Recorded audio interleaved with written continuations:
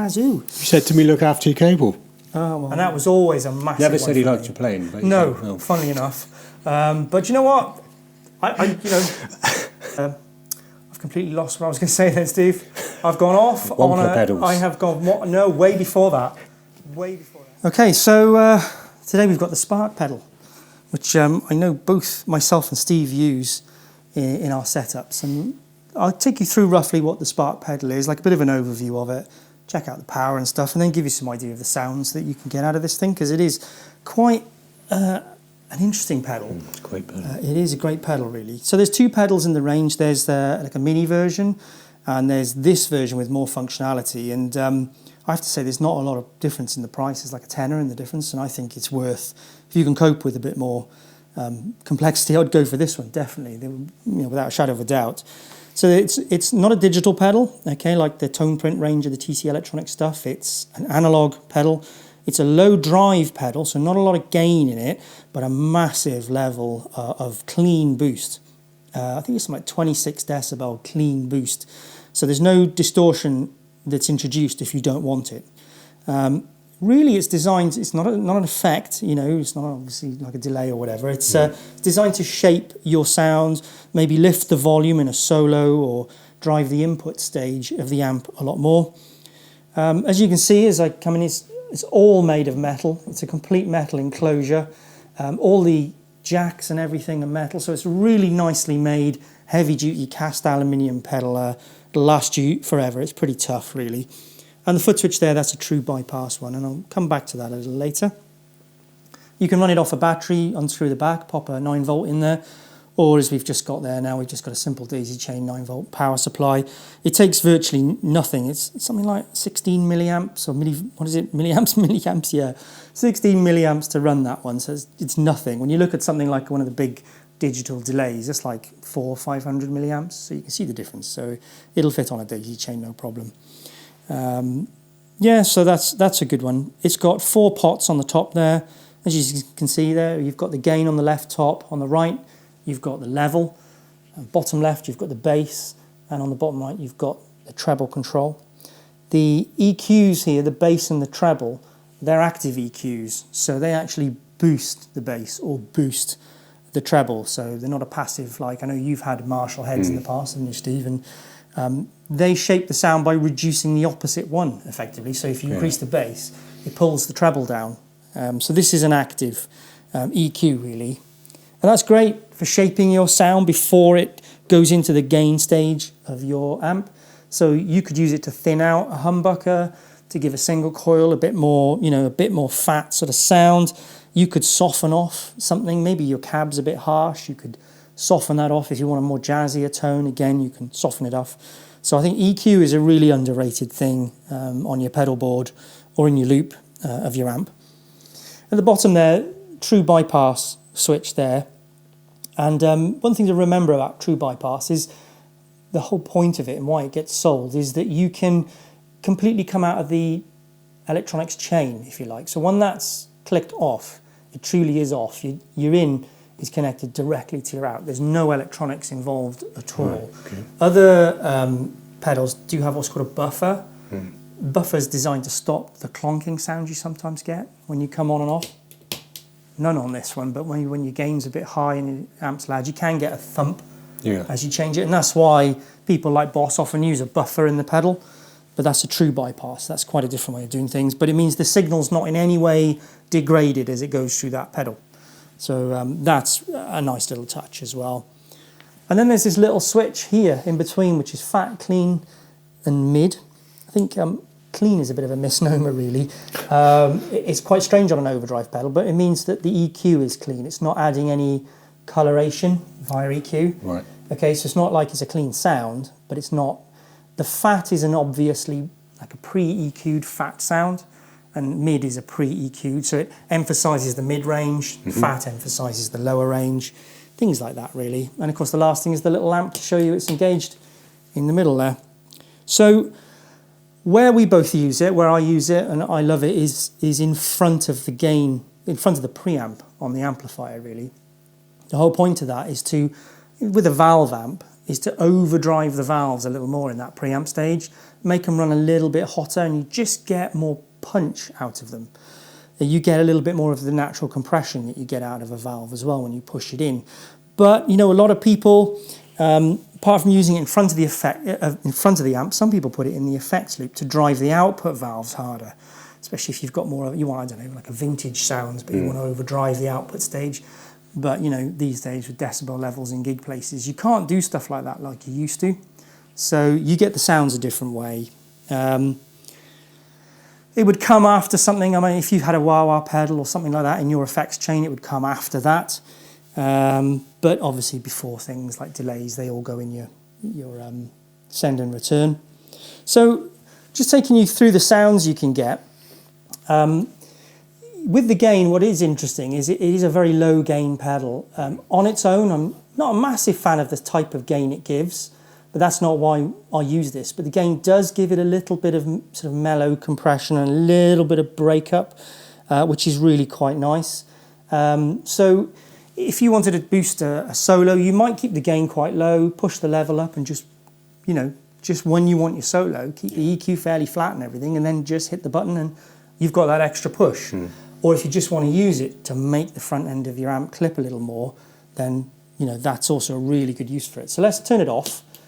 Start with the button on the clean, take the gain right down, bass and treble level, but we're just going to show the sort of boost you can get from it just by going there. So if you just give us a...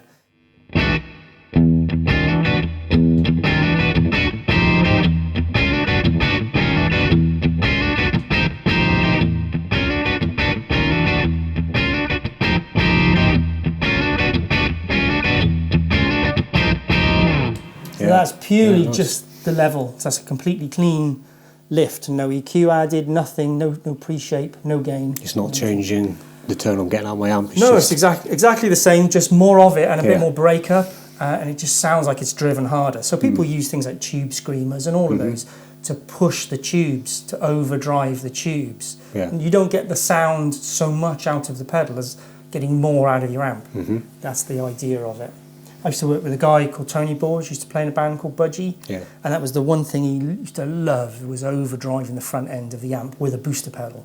And you'd always find him doing that, and he would have loved something like this, because this doesn't add any colour. It just is a straight, clean boost if you want it to be. Well, I think that's when I first saw you had this pedal. As you know, I don't use many pedals, and I tried a few boost pedals, but they were changing the tone I was getting from my amp, which I didn't want. I just wanted, like you said, a bit more punch for solos or whatever, and this did exactly that. It's fantastic. It is a great pedal. Well, let's try a few things. Let's have a little bit of gain. I tell you what, let's try no level, just all about the gain first.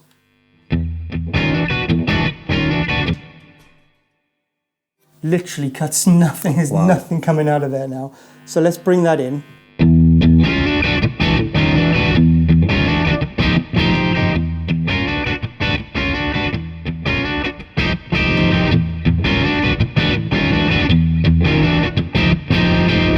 So you can hear that gain gives that little bit of breakup. It's not heavily noticeable.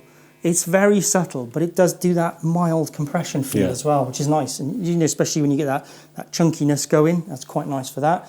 So often I'll use the gain quite low, but the level up reasonably high, so that I've got a nice jump. But mainly what we use this for is these EQs. So if we just set it to fairly average, we won't set the switch in the middle yet. Let's just play with the bass while you play, and play with the treble while you play as well.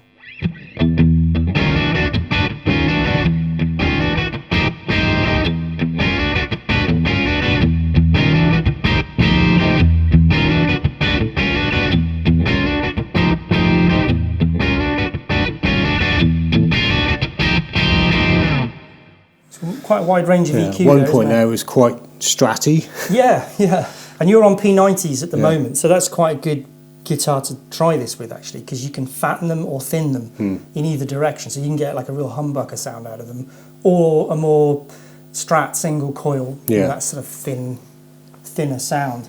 And then you've got these fat and mids. I know you like the mid. Should we have a listen to that? So we'll go from the clean and onto the mid.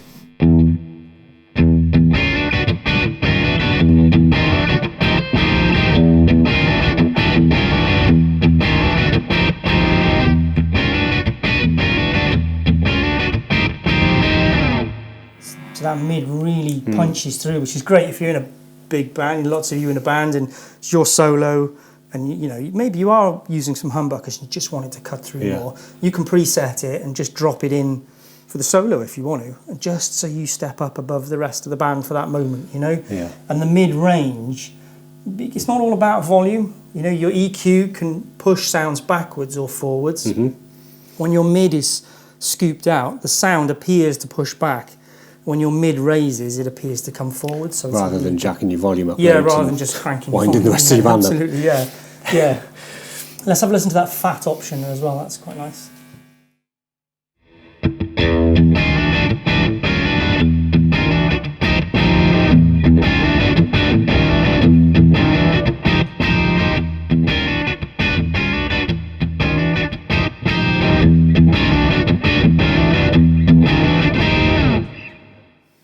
Really thickens things up. It does. So you can imagine with some single coils, that's a particularly useful, useful tool, isn't it?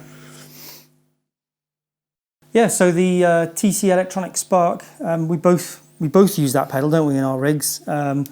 Paid for with our own money, as we've only got about 7 subscribers, whatever it is at the moment. I don't know how many it is. We'll get more, I promise. But yeah, so it's quite obviously it's a very quick review of quite a simple pedal, but actually gives an awful lot, I think, to the quality of your sound. I use it to add a lot of beef to my sound. So when I'm using the Reverend there with the P90s on, and sometimes I just wanted a little bit more oomph coming out of it. I'll usually turn to the Spark Boost pedal at that point. Like we said, you could always use it to just boost a solo as well, or if you want to thin out a guitar or a cab or thicken out something or an amp. Sometimes as well, you know, I don't know if you know this, but when you've got very long guitar cables, you lose a bit of treble off the top. Right. No, I didn't know that. So, you know, you see like you've got 20-foot guitar cable and then you've got a 20-foot one in the send and return. Yeah. So that's actually 60 foot of cable. Yeah. You know, and then you've got your one from your amp to your guitar, whatever. You've got a ton of cabling going on there, and you lose a bit of top end, so you can actually just dial back in a little bit of treble to just push that particular frequency. So you still lose it, but you're losing less because you're pushing more down the line initially, if you like. Right. Don't ask me why you lose less. It's something to do with impedance. Don't ask me either. Know. So there's probably a billion YouTube videos about that out there. I also use an EQ in the loop as well. Yeah. So I've got the two. So I can use the Spark as a boost or as an EQ, and I can leave my EQ alone because I like that EQ in the loop as well, just to shape the sound. But that's shaping more the sound that's within the amp a little bit, you know, because the Spark, you know, if you've got a single coil, you're fattening it up before it goes into the gain stage, and that's what I quite like, you know, or you're pushing those valves just a little bit harder at the front end, really. I also think it's really good at home. So, you know, when you're home, you don't want to blast the neighbours to death. It's quite a good pedal to use in that situation as well, because you can just get a little bit more gain and the sound you want out of the gain without having to crank it up too loud. You know, and I can get loads of gain out of this particular head. And this head is quite unusual. It was what's the guy? He's from it's the Slipknot guy, actually. I think. Who helped design this. So it's got ridiculous amounts of gain, but it also has that really sort of still got that classic orange sound as well in there, and that blue sound. But with that Spark, you're just getting more of that lower gain sound. I love it, but I love EQ. I love EQ all over the place. It's great. Well, this compared to a lot of Fender amps has obviously got the 3 settings of clean, crunch, and quite a high gain sound for a Fender, which I pretty much never go anywhere near. Stays on the middle setting, which is enough gain, and then obviously the boost pedal gives me you're just getting that little bit of break up, and then you can just push it that touch further, can't you? And in a live situation, that's really useful as well. And I've tried quite a few blues driver pedals and things like that. They always do something to my sound that I don't like. They overcolour it, don't they? I think, which is not what I'm after, but that doesn't do that. Yeah, and I think the name is perfect. It just gives it a spark. Yeah, it really is, and that's how I would describe it. If you're after something that's a massive effect, that's not what you're getting out of this. You're getting a bit of tone shaping, you're getting volume control, you're getting boost control, and you're just giving your sound that little bit of a spark. And this is one of those ones where there's a chap online, he's the Wampler pedals, range. There's a Right. chap who does the Wampler pedals, and he's got a very good YouTube channel. He takes you through all the electronics and how they really work. You know, this guy really knows what he's talking about, not like me. But just these, I've completely lost what I was going to say then, Steve. I've gone off on a... pedals. I have gone... No, way before that. Way before that. Go You've back gone even into further. techno world. I did, but I've forgotten where it came from. Oh God, don't ask me, mate. I've just got lost in the forest now. So anyway, yeah. It's, yeah, that was kind of it. It's not about adding loads of effects. He says, I'm back. He says, use your ears. Use your ears to decide where the knobs on the pedal should be. Because you get these instruction books, don't you? And it says, if you want this sound, dial it here. If you want this sound. Well, it all depends what guitar you're putting into it, what amplifier it's going to it, what room you're in, what, you know, live or in your bedroom. So I think, you know, it's about using your ears and just getting that nice sound. And, you know, I've always prided myself, I suppose. The sound guy would always come up to me and say, oh, I like your sound. Yeah. And that was always a massive Never said he liked me. your playing. But No, funnily enough. But you know what? I you know, he's never come to you and said, I like the sound. Hey, I knew you were going to go there. He's just like your playing, but your sound is rubbish. So that's it, really. It's why are we still friends after 20 years? I haven't got a clue. We're obviously both stupid. So, yeah, it's all about shaping it rather than giving it a big effect. So I think there's something like the mini one is, I looked up the other day, is like £39, and that one is £49. I don't think it's a lot of money to bring another dynamic to your sound. And I think, you know, when my sound's right, I play better. Yeah, exactly. You know? Not interested in playing if I don't like my sound. There is that. It's, you know, it is. I love music. I can't listen to music on a rubbish hi-fi or a tinny sounding thing. I just rather not. I like a good sound. Not, you know, I'm not silly. It's not audiophile stuff, but just, you know. Well, in this case, it makes you want to play. Otherwise, absolutely. Yeah, that's a big part of it. So that's why I would definitely, you know, I really do recommend the Spark pedal. It's a great place to start playing with your sound and shaping your sound a little different.